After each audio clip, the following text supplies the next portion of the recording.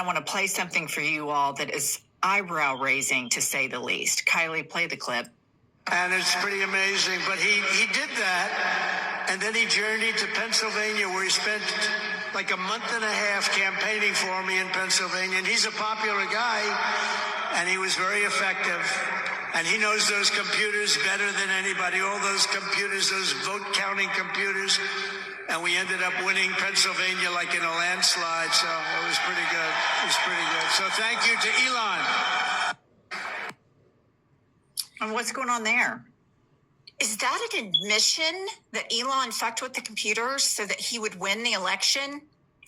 It sounds weird. And when you think back to all of the times that he was like, I don't need your vote, we've got the votes handled. And then you have Joe Rogan, who said, yeah, Elon knew who won long before they even announced it on cable news. Now, I'm not a conspiracy theorist.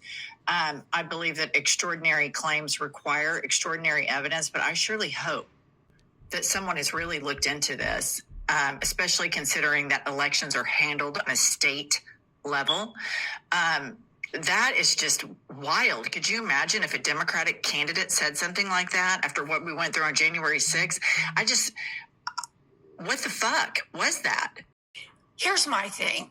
If anybody is dumb enough to rig an election and then rat themselves out, I 100% believe Donald Trump is that person. I mean, he no question about it. He's so incompetent. And what that tells me is a couple things. Number one, I don't trust him at all, which that's not news. But it just, the level of corruption that surrounds him.